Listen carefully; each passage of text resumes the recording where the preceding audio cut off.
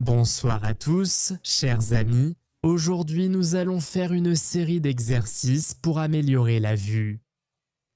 Il y aura deux types d'exercices, un pour ceux qui sont hypermétropes et un autre pour ceux qui sont myopes, c'est-à-dire ceux qui... Et, en bref, nous allons voir quoi faire dans chaque cas et nous ferons deux séries d'exercices. Pour commencer, afin de vous motiver, je vais vous raconter ma propre histoire.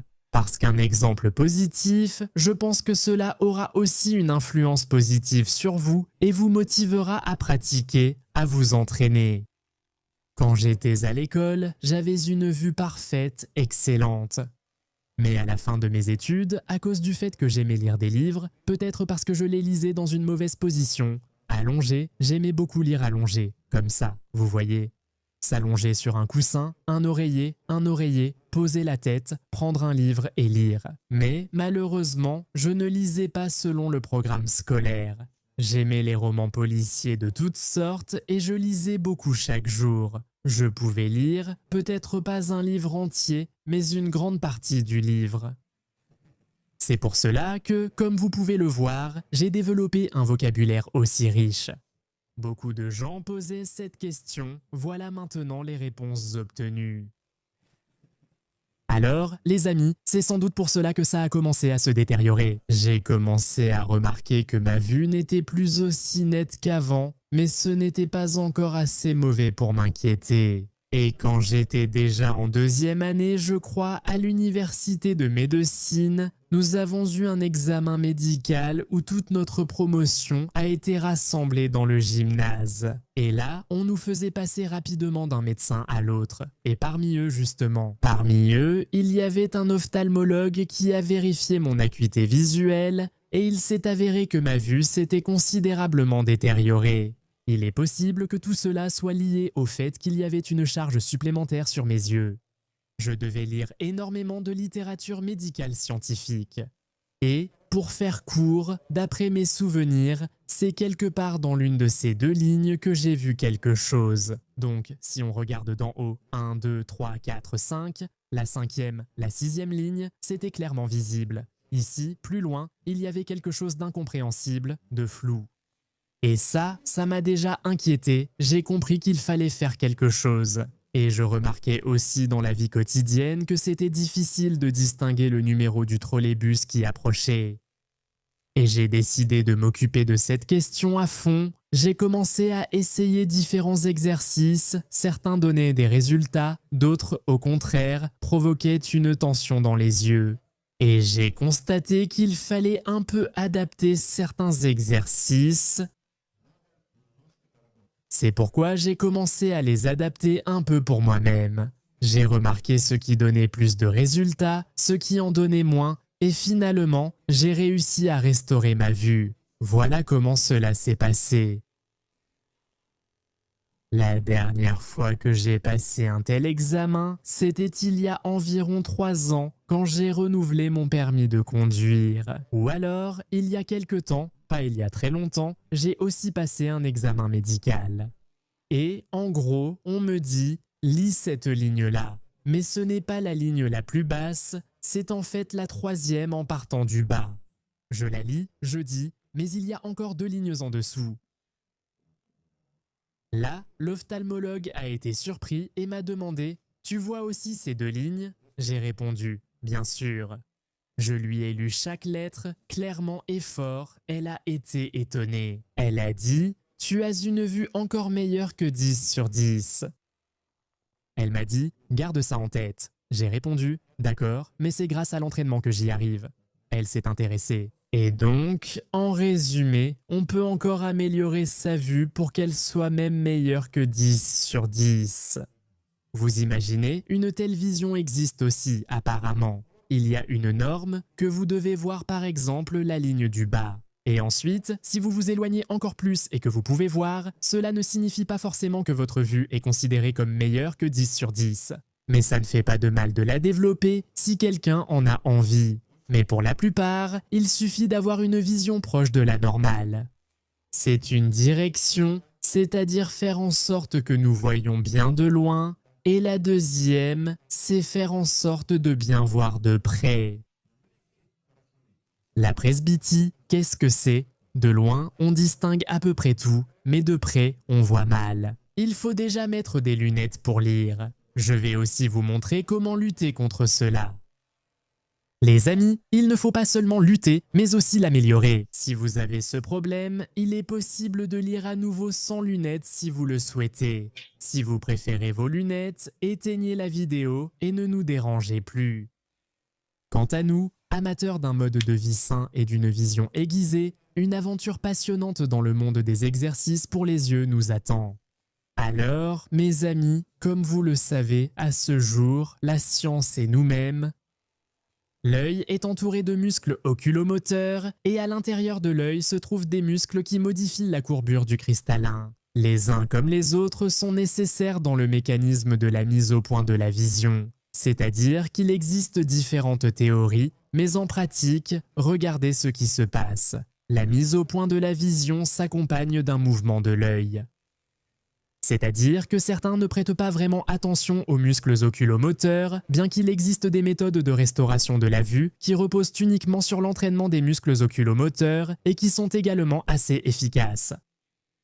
Et nous allons accorder de l'attention aux uns comme aux autres, et il faut parvenir à la synchronisation de leur fonctionnement. Les muscles oculomoteurs, tout le monde comprend ce qu'ils font. L'une de leurs fonctions, c'est de permettre le mouvement des yeux lorsque la tête reste fixe. En bref, c'est le mouvement du globe oculaire dans différentes directions. Grâce au fait qu'ils sont plusieurs, ils sont disposés sous différents angles. Le mouvement des globes oculaires est pratiquement illimité dans toutes les directions. Ils peuvent bouger à droite, à gauche, vers le haut, vers le bas, dans toutes les directions. Les muscles qui se trouvent à l'intérieur de notre œil, le muscle ciliaire, ont plusieurs directions de fibres.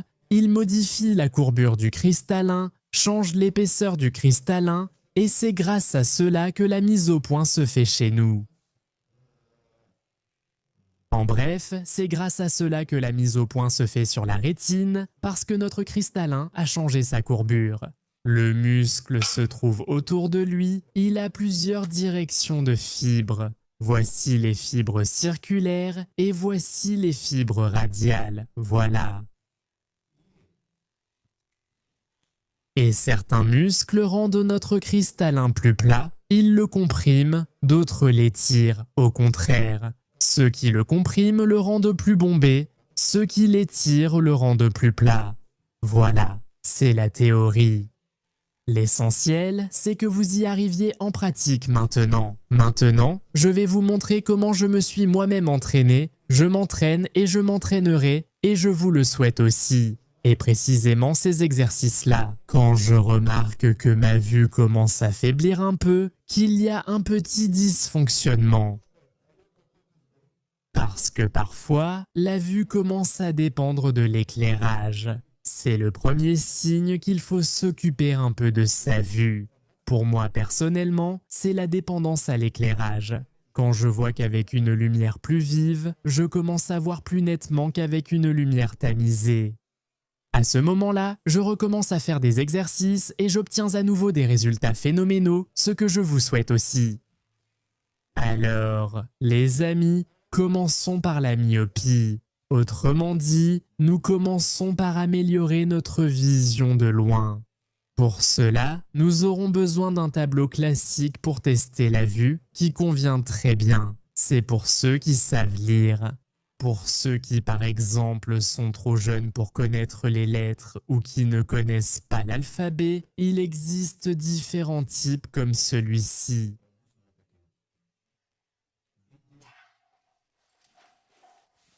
De petites figures amusantes.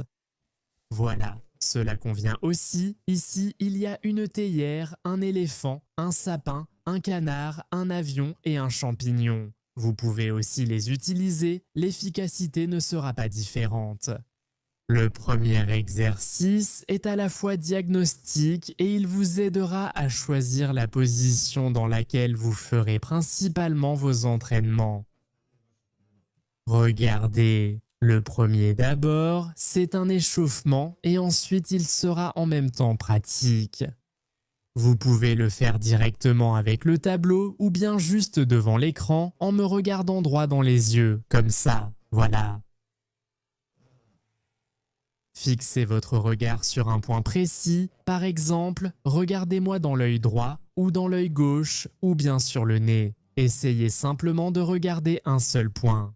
Et maintenant, qu'est-ce que vous faites? Vous tournez la tête vers la gauche, puis vous la remettez droite, tournez, remettez droite, tournez, remettez droite. Et pendant tout ce temps, vous essayez de ne pas détourner le regard du point que vous fixez. Vous pouvez cligner des yeux pendant l'exercice. Faites ce mouvement d'un côté, puis de l'autre, à gauche, à droite. Ensuite, combinez ces deux mouvements. Maintenant, faites une rotation complète à gauche, à droite. Il n'est pas nécessaire de faire une rotation maximale du cou, faites-la seulement tant que vous gardez le contact avec le point que vous regardez. Autrement dit, il n'est pas nécessaire d'essayer de tourner davantage. Voilà, donc la rotation est vraiment très légère. Votre œil atteint la limite de son mouvement possible, il n'est pas nécessaire d'essayer d'aller plus loin. C'est suffisant, faites ce mouvement sans tension particulière. D'un côté, puis de l'autre, c'était le premier mouvement. Vous en faites comme ça. 10 répétitions suffisent. 5 à 10 répétitions d'un côté, puis de l'autre. C'est-à-dire que de cette façon, vous échauffez vos muscles oculomoteurs. Maintenant, le deuxième mouvement. En haut et tout droit, en haut et tout droit. Et là aussi, regardez un point sans détourner votre regard. Ensuite, en bas, tout droit, en bas, tout droit. Vous pouvez le faire assis ou debout, mais allongé, ce sera probablement inconfortable pour votre tête. Elle ne tournera pas aussi facilement. En haut, en bas. Pareil, faites le mouvement 5 à 10 fois dans un sens, 5 à 10 fois dans l'autre. Et faites aussi 10 mouvements en haut, en bas. Il ne faut pas trop forcer sur le cou ici. Si vous ressentez une gêne au niveau du cou, regardez la vidéo sur le cou et faites les exercices pour le cou. Alors, le mouvement suivant, regardez ce qui se passe ensuite. On fait une rotation, l'œil se retrouve à l'extrémité, comme vous pouvez le voir, de son mouvement. Maintenant, concentrez-vous sur cet œil qui est le plus proche de vous, pas celui qui est caché par le nez. Avec ce mouvement, l'information la plus active vient de cet œil et nous faisons un mouvement vers le bas puis vers le haut. On peut aussi le faire un peu plus facilement, c'est-à-dire diviser le mouvement en deux. On lève la tête, on la baisse, puis ici on descend vers le bas, on remonte, on descend vers le bas jusqu'au milieu. Et ensuite, on fait le mouvement complet.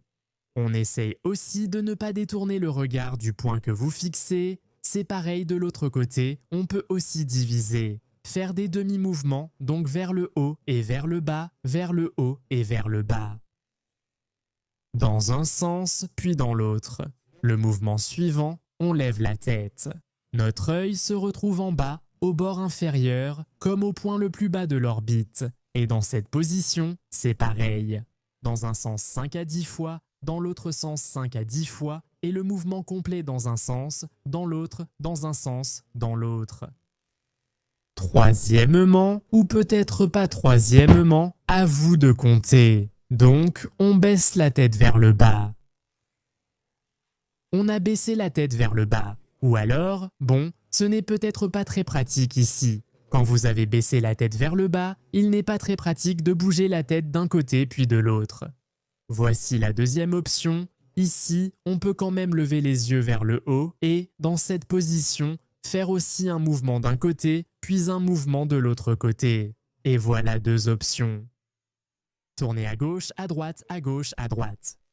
Voilà, maintenant nous avons parcouru les bords, le bord du mouvement en fait. Donc, qu'est-ce que nous avons fait ensemble?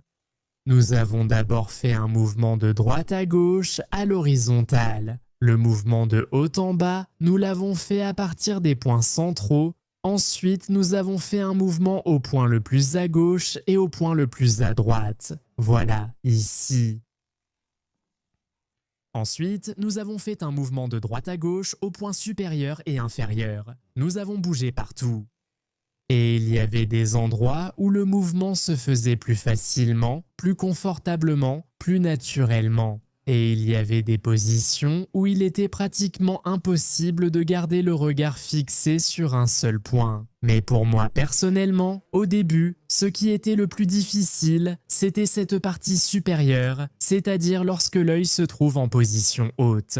C'était cette position-là qui était la plus difficile à maintenir. Puis avec le temps, grâce à l'entraînement, il n'y a plus eu de différence. Et l'une des positions latérales aussi.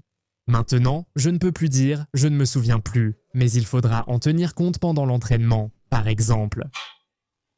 De la même façon que moi, par exemple, vous pouvez avoir une position plus difficile. Près d'un miroir, il est aussi utile de faire ce mouvement, vous le remarquerez tout de suite.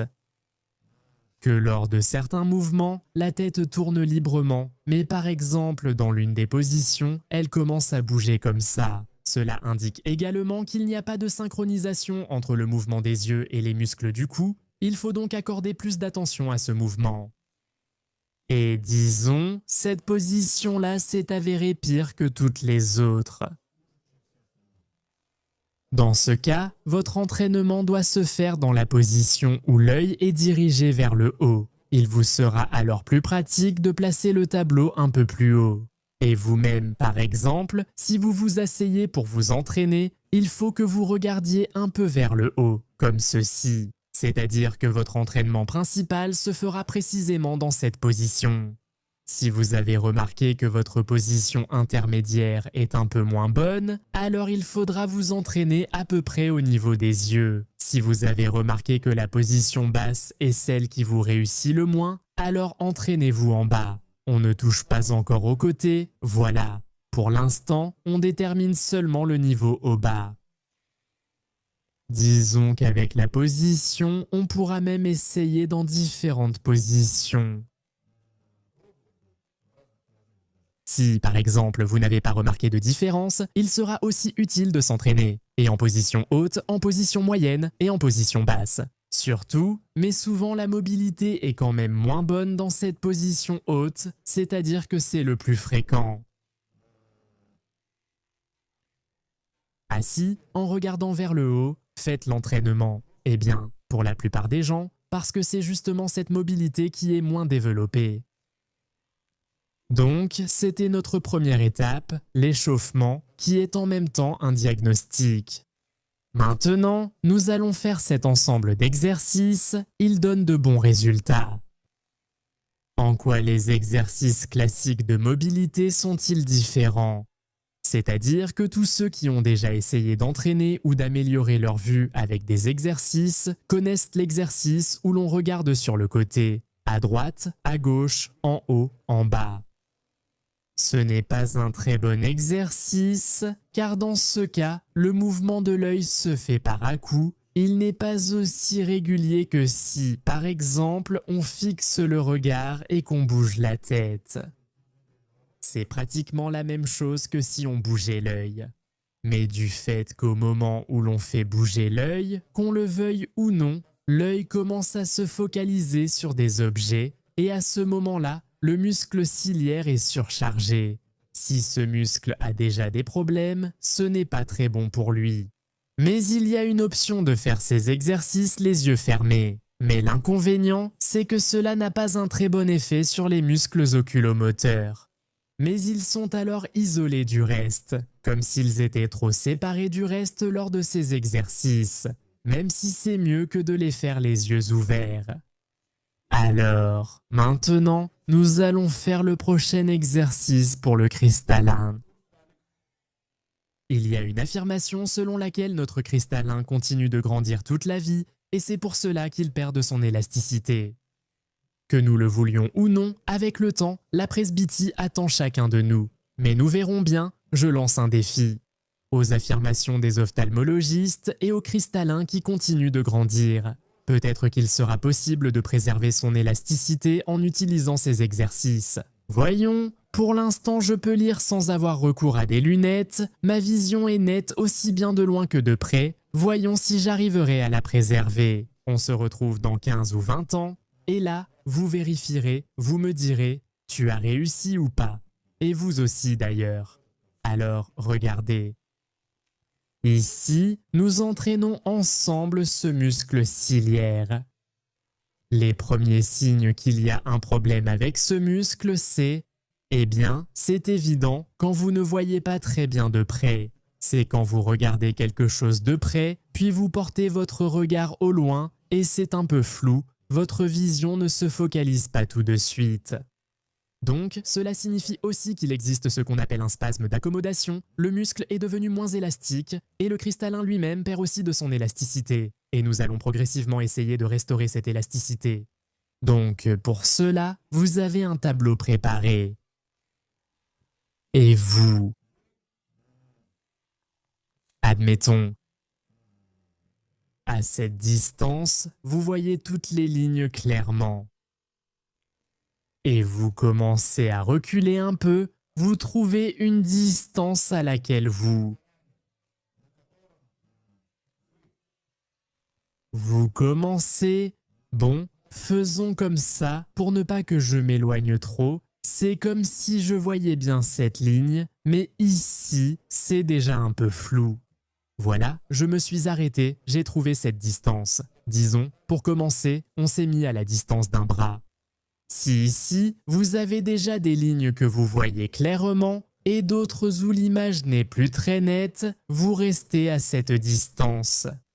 Si ici vous voyez encore tout clairement, alors il faut vous reculer un peu plus. Vous vous éloignez un peu plus et par exemple, il y a une ligne que vous commencez à ne plus très bien voir. Ça peut être des lettres, ça peut être des images amusantes, différentes. Et vous commencez à vous entraîner. Voilà une ligne floue, vous commencez, vous choisissez une ou deux lettres. Cela dépend aussi de la largeur du champ de vision. D'ailleurs, il y a aussi un groupe d'exercices pour élargir le champ de vision et comment améliorer sa vue en améliorant la vision périphérique. Cela fait aussi partie du programme d'exercice, jetez-y un œil aussi.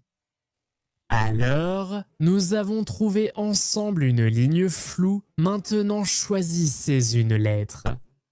Mais si votre champ de vision est large, lorsque vous regarderez une lettre, vous verrez aussi les lettres sur les côtés, par exemple.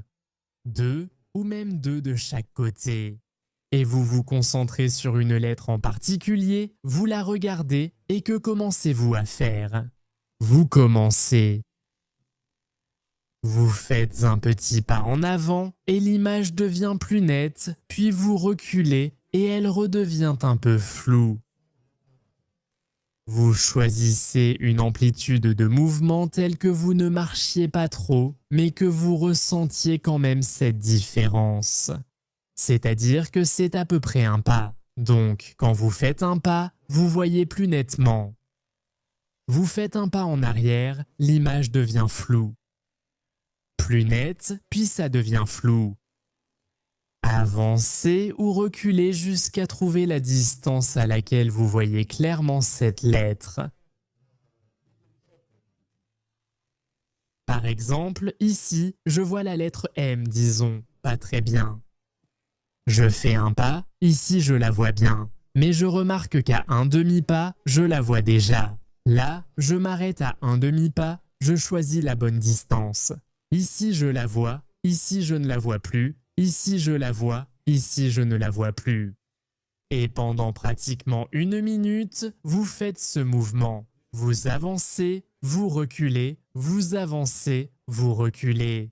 Peu importe avec quelle jambe vous le faites, l'une ou l'autre, vous faites ces mouvements.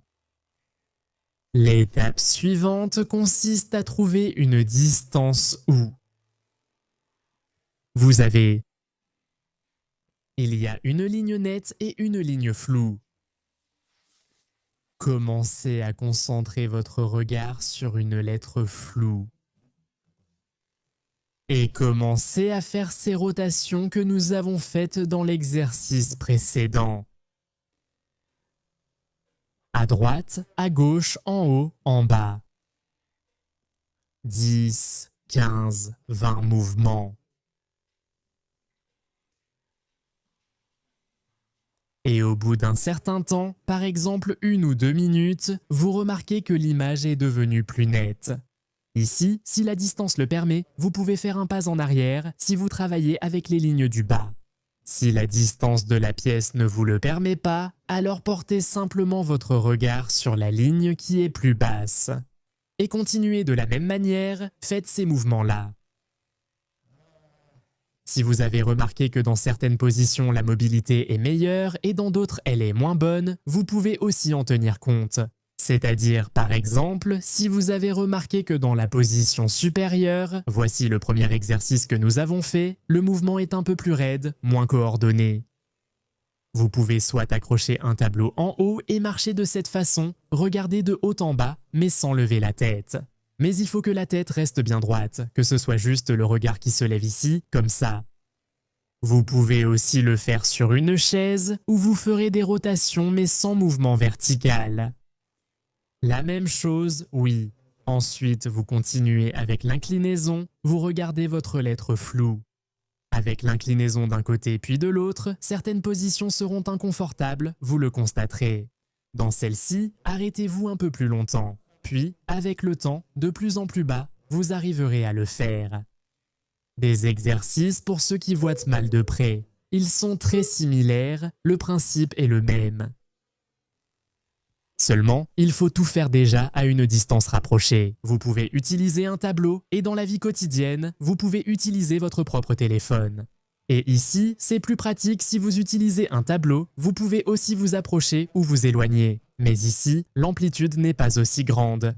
C'est-à-dire que vous faites comme ça ici, puis ici. Et surtout dans les exercices. Contre l'hypermétropie, comme nous passons la plupart du temps à lire comme ça, ici, vous voyez.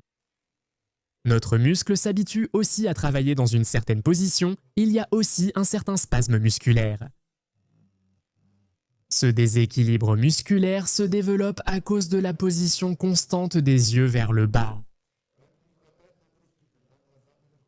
C'est pourquoi la charge manque quand les yeux sont en haut. Il est donc utile de s'entraîner dans cette position. C'est-à-dire qu'avec ce type d'entraînement, vous remarquerez même que ce qui était surchargé va se détendre. Parce que si on sollicite un muscle qui n'a pas travaillé depuis longtemps, le sang va y affluer et ça ira mieux. Et celui qui était surchargé va se détendre. Donc, une autre particularité de l'entraînement, c'est qu'il est préférable d'avoir un bon éclairage ici, c'est-à-dire que lorsque nous entraînons quelque chose de près, si vous le faites sur votre téléphone, il y aura déjà un bon éclairage, mais il vaut mieux que l'environnement soit aussi bien éclairé. Mais si vous le faites, par exemple avec un tableau, il est préférable de l'accrocher à la fenêtre comme ça pendant la journée.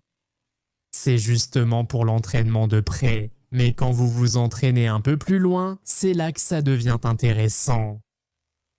Il n'est justement pas nécessaire d'avoir un éclairage intense. Quand je m'entraînais, j'ai remarqué un effet. Si vous vous entraînez dans un éclairage pas très intense, vous apprenez à voir. Par exemple, sous un éclairage tamisé, vous voyez cette ligne et sous un bon éclairage net, vous verrez facilement celle-ci. Donc, cela aussi peut être utilisé dans vos entraînements. Alors, les amis, je n'ai pas le temps de tout vous raconter, mais ce que je viens de vous montrer donne déjà de très bons résultats. Et que puis-je vous dire? Essayez, dites-moi ce que vous avez obtenu. À bientôt pour de nouvelles émissions.